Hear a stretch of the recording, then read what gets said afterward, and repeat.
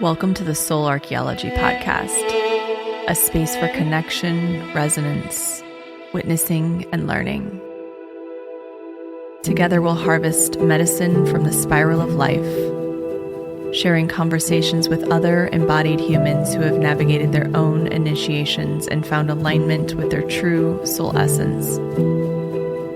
With weekly astrology, energy updates, embodied conversation, and channeled teachings, this is a space for you to land and find resonance with the spiral of your own soul.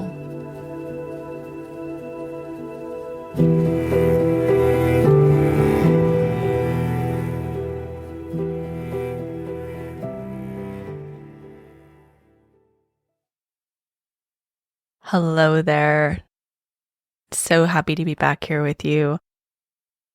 We are on the other side of a big full moon in Gemini, followed by Mercury giving us the gift of stationing direct. I don't know about you, but I am feeling the cosmic shift deep within my bones. I've been feeling this retrograde period so deeply, really feeling this weird phenomena that time is both standing still and speeding up at the same time. It feels like, of course we know time is a construct, but it feels like we're able to access so much more data and information layered within time and space. So it feels like time is moving so slowly where we're able to receive these downloads and this information and knowledge. And we're noticing the patterning sort of play out in real time. But then you blink and it's the next day. So I don't know if you all are feeling that, but it really feels like the sort of fluidity of time, the expansion of time is happening. And it's shifting from this expansion to this contraction and then back and forth. And it's very nonlinear, which is a good metaphor for now, the process that we're in, this deep alchemical portal of Mars Retrograde.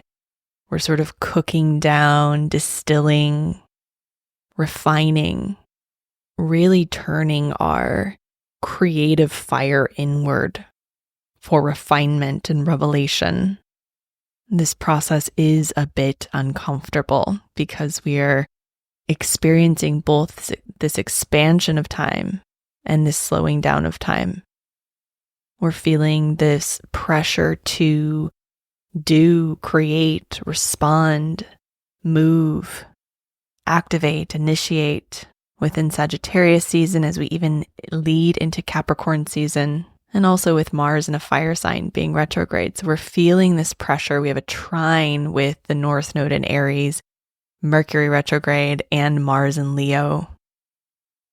It's trying to help facilitate some sort of action, some sort of response. But we're moving so slowly. So it's this push and pull. It's this dance, this invitation to, once again, spiral inward, to go deeper within self. If you haven't listened to the Mars Retrograde episode, I highly recommend that you do. It kind of details the full scope and journey of Mars as it retrogrades over the next few months into February and then navigates its shadow into May of 2025. But it's definitely bringing to the surface a lot of material, a lot of data and information around our passion, our drive, our will, our relationship with control and power, sex, action. We're really having to work with our own internal discomfort around the unknown, pivots, reroutes, timeline shifts, the things that are out of our control. It might feel like the universe is messing with you right now, where it's sort of throwing these roadblocks just to mess with you, but it's actually really trying to help you cultivate a deeper sense of union within self, to befriend your anger, your frustration, to activate and excavate the material that's held beneath this one experience, this one activation. It's bringing you into the old material. Where does this frustration come from? Where have you felt this before? What is held along your timeline that gets activated when things feel out of control? Timelines are shifting under our feet. How do we respond when we feel that we lose our grip, our control over things? This is such an opportunity to slow down, to up-level, to really master our fear, our anger, our frustration, especially when things feel chaotic. It's going to invite us into patience, surrender, releasing our grip over things, dropping into deeper faith, deeper trust with the universe, that universal flow, that current, knowing that we cannot control what's happening around us. We cannot control the external, but we can master the internal response. But there's a lot of shadow coming forward. This is the time. We are in the dark womb. Mars is asking for us to take advantage of this subconscious journey, this descent that we're in. When a planet is retrograde, it enters into a descent. It goes into the subconscious layers associated with that planet. And with Mars, it's connected to our drive, our ego, our passion, our will, our need for power and control. Mars in Leo in particular is asking for us to shed our ego, to be honest with ourselves, to notice where we drop into drama, dramaticism, being overly emotional, or where we need to center ourselves again. The other inner planet, Mercury, just stationed direct in Sagittarius.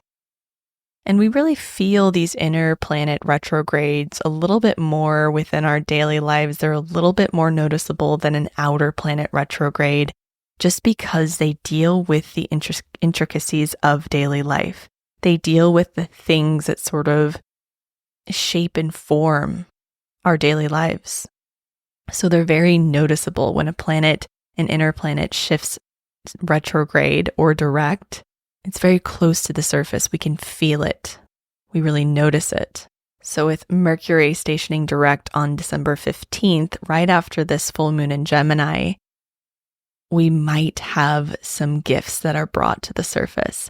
When a planet stations direct, it exits the underworld and provides insight, revelations, realizations from its underworld journey. It enables us to maybe see things more clearly or to see things from a new perspective.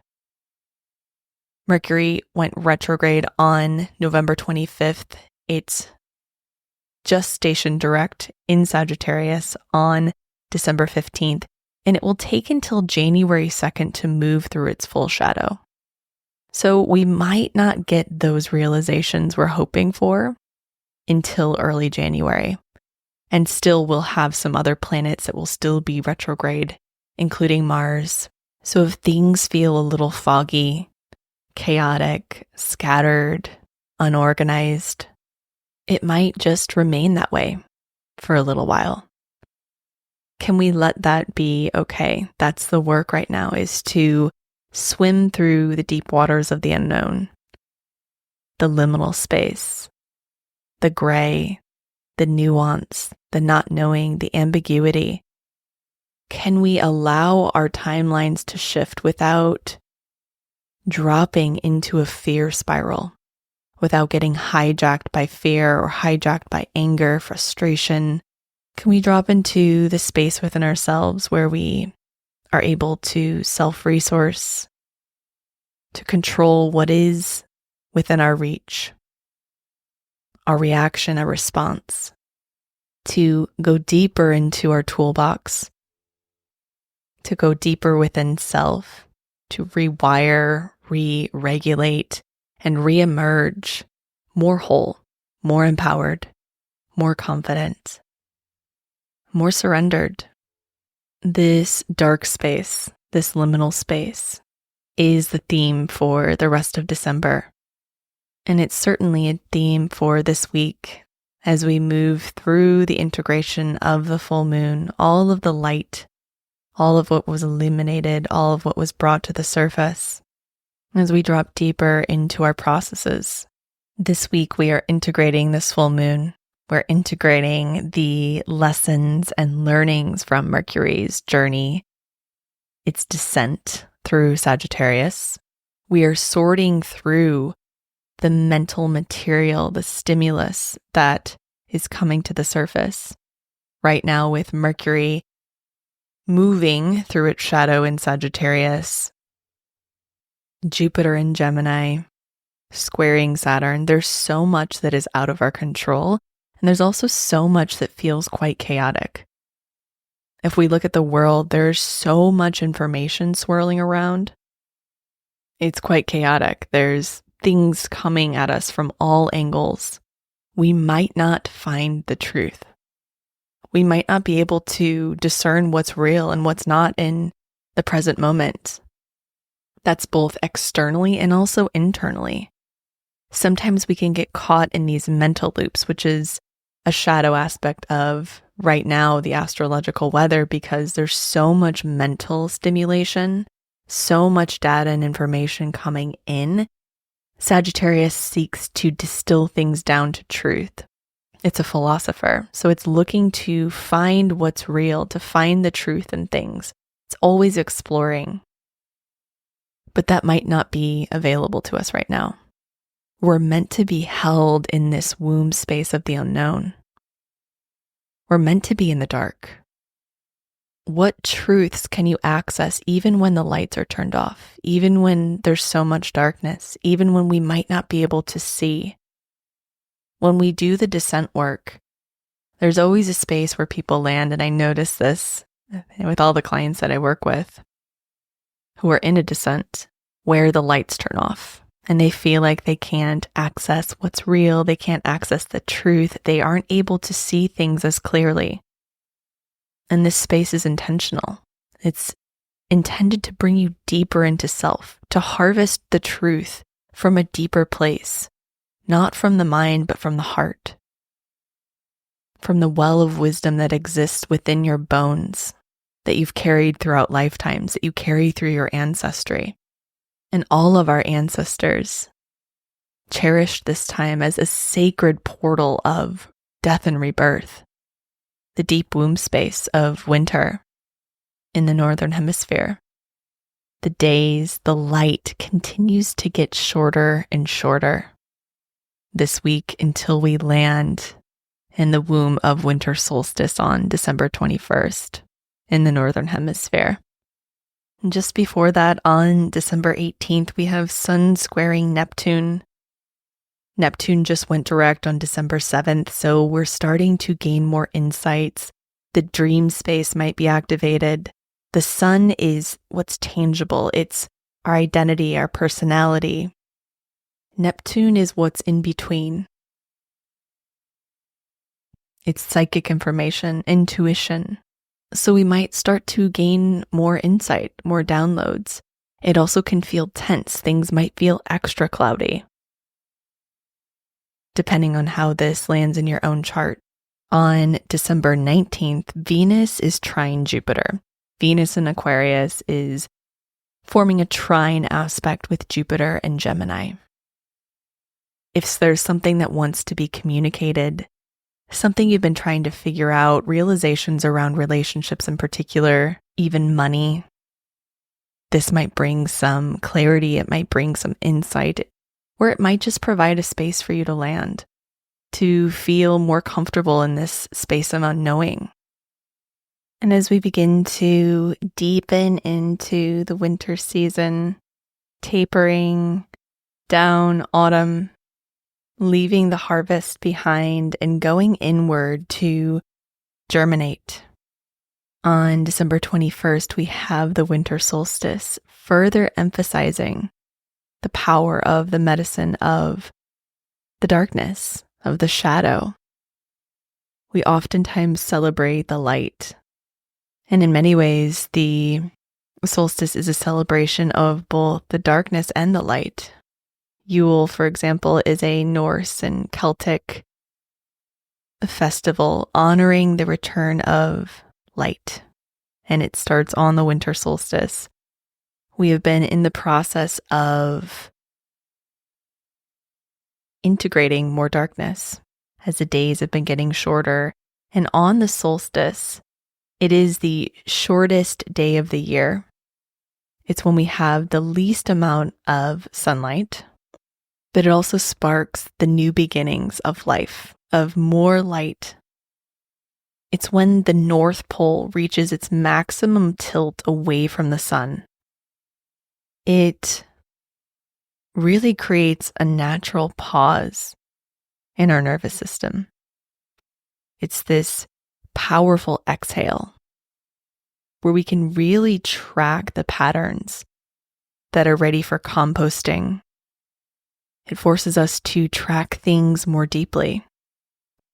It forces us to look inward into the spaces we might not always visit.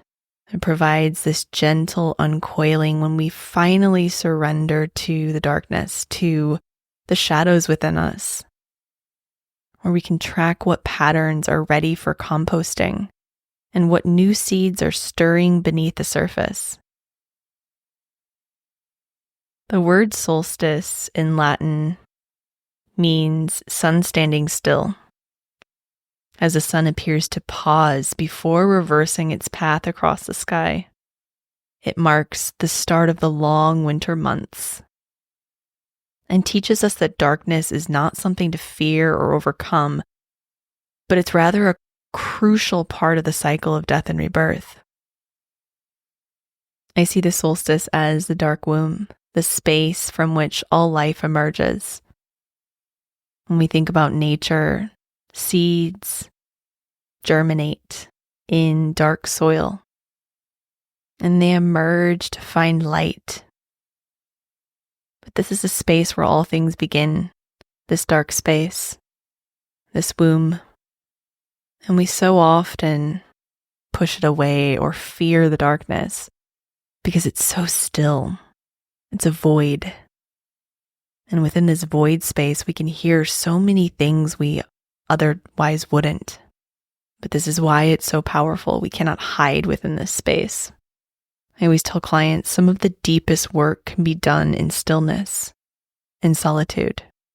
That's why people go on silent retreats, because you hear things you wouldn't otherwise hear. And because there's so much noise in the world right now, the greatest medicine is to turn the dial down and to spiral inward into this dark womb space, to honor what's coming forward as timeline shifts and reroutes and pivots. Roadblocks stop the flow of life. On this longest night of winter solstice, we're invited into the wisdom of darkness, the place where seeds germinate, where dreams take form, where regeneration happens in that sacred silence. And this space, this dark point, isn't simply an absence of light, but it's a potent void where all potential rests. And this is the feminine, the dark womb, where all life begins. Like a seed buried in winter soil, or a child in the womb, the most profound transformation occurs in darkness. Even our universe is birthed from this womb space, this dark void. This is the rich soil where future dreams incubate. It's also the necessary rest phase before new growth. It's that sacred pause before new life is birthed. It's also a time for inner journeying and vision quest. But like I said, the darkness can bring a lot forward.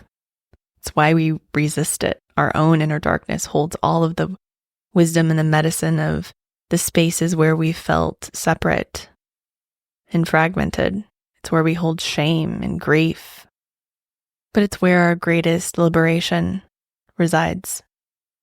In this dark space, this winter time, this solstice, and the months that follow, really asks for us to trust what we cannot see, to rest in the mystery, to honor the decomposition that makes way for new life, all that's being released, all that's being composted, all that's being dissolved within your life, trusting that it's creating rich and fertile soil for new growth.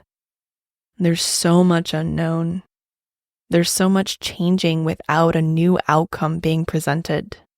And that can really rattle our nervous systems. And this is why it's important to befriend the darkness, to befriend the unknown, to find safety, even in the spaces that are so unfamiliar. When we look at bare trees in the winter, they almost appear to be dead. I always think about that growing up in the Midwest. I always felt that the trees were they were almost dead. Winter felt so barren. I also grew up on my Pluto line, but now I see it in such a different way. They're just quietly gathering resources and nutrients for spring's explosion of life. And so are we invited into this period of sacred stillness and inner nourishment so that we may rebirth ourselves anew. And the solstice is not just the longest night, but it's also when light begins, its gradual return, teaching us that light and dark are not opponents, but dance partners in this eternal cycle of death and rebirth. Every ending holds the seeds of new beginning. Every death contains the promise of rebirth. Every contraction holds the promise of expansion. This is the journey and the process of life on earth. What do you need to tend to be able to embrace this time? For there's so much medicine here. How can you celebrate it and savor it? Honoring nature's natural rhythms and the natural cycle and rhythms within you. Can we trust that this dark space is a gentle place to unwind, to germinate, and to rest before we're reborn? Can you put the expectations aside, the judgments aside, and tend to this garden, the experiences, the emotions, the tensions that are surfacing and arising? Even as I speak, what's coming up through you? Where are emotions being held? Can you tend to these spaces and reassure them that the ebbs and flows are natural and normal? I decided to pull a card from Rebecca Campbell's Starseed Oracle today. I love this deck and I've been using it for years, and it's just so beautiful and special and always seems to have the exact message that I need in the moment. So I pulled the double mission card, and it says, Light Worker Starseed, serve the world by being you. And it says, Light Worker Starseeds are mission and purpose oriented. Many have the feeling that time's running out and that there's something they came here to do, create, or contribute. They're here to grow as souls individually, individual mission, and to also contribute to the planet in some action-oriented way, a collective mission. Their collective mission is often answered through a career calling or by devoting their life to something bigger. Until they remember their collective mission, it can feel as if something's missing or that they're forgetting something important. It's common for lightworker starseeds to feel that they're different, and that they may carry soul memories or being visible or sharing their voice. As such, they may protect themselves by dimming their light in order to fit in or by spending time in some sort of closet, such as a spiritual closet. If you pull this card, you're being called to remember your collective mission and step into it more fully. You're being reminded that your role as a light worker is to light up the world with your presence. This doesn't have to be a great big thing or a decision you need to make.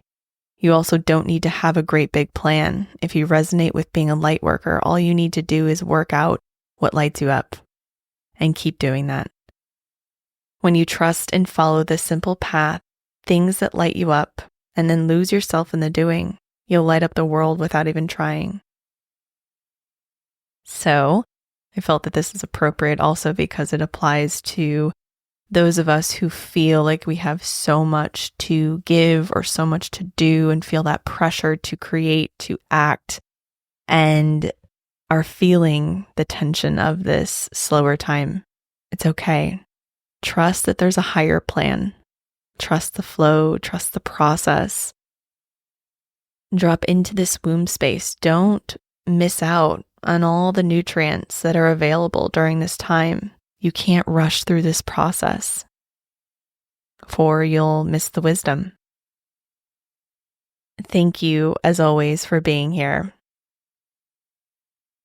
I still have my full moon in Gemini workshop replay available.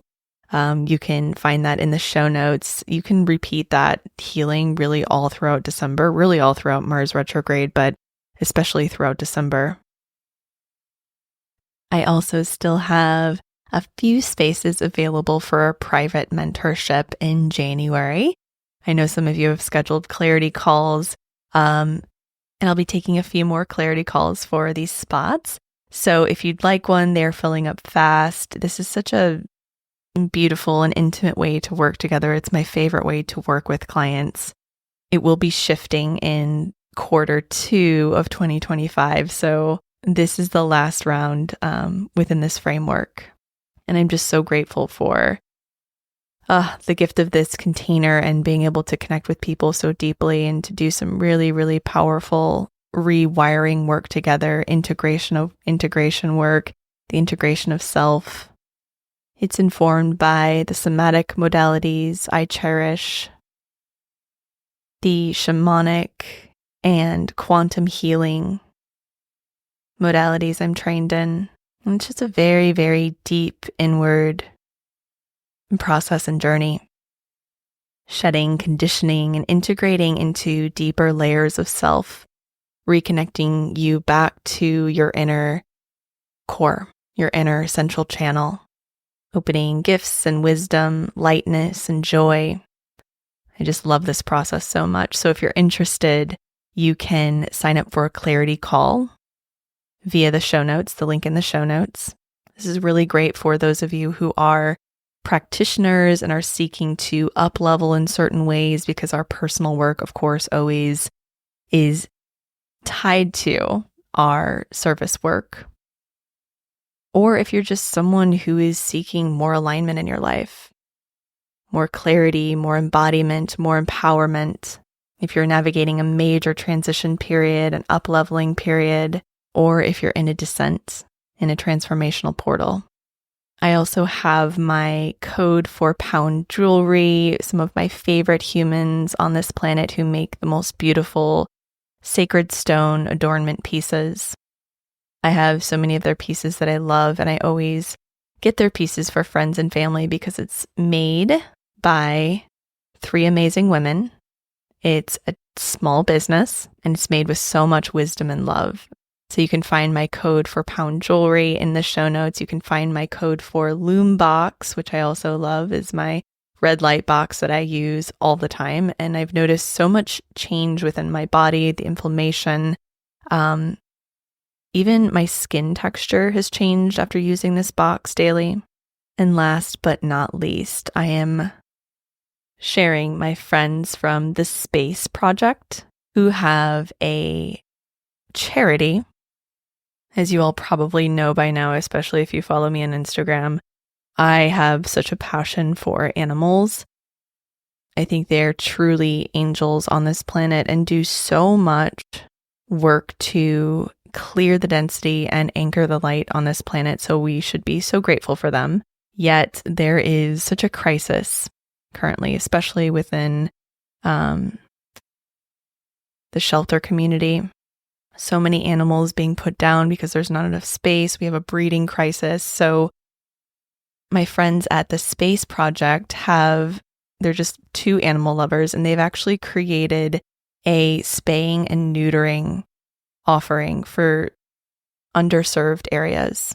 I'm going to link their Venmo in my show notes. And if you feel like if you're looking for a charity to donate to this season, or if you are seeking to give back in some way, I highly recommend. They're boots on the ground people who are creating spay and neuter clinics in areas where people just don't have access to the same amount of resources. And if you don't know, spaying and neutering is extremely expensive. It's way more expensive than it should be. And a lot of people just don't have access to it. So a lot of the issues we're seeing with the shelter crisis is simply overbreeding, of course, but also dogs and cats who haven't been spayed or neutered. So they bring these clinics to areas outside of Los Angeles, especially in the desert, where there just aren't as many resources for these types of offerings and services. I will link them in my show notes. Thank you for being here. Thank you for your presence as always. I just love you all so much. I honestly I've been meeting people out and about who say they listen to the podcast, and I can't even tell you how heartwarming it is. I know that sounds cliche, but that's the only way to describe it. I truly feel like my heart just bursts with love and compassion and appreciation for all of you who tune in every week. And if you love it, please share with family and friends, share on social media. It means the world. Happy solstice, happy Yule, happy whatever you celebrate, just happy inward spiral and journey. I'm sending so much love from my heart to yours.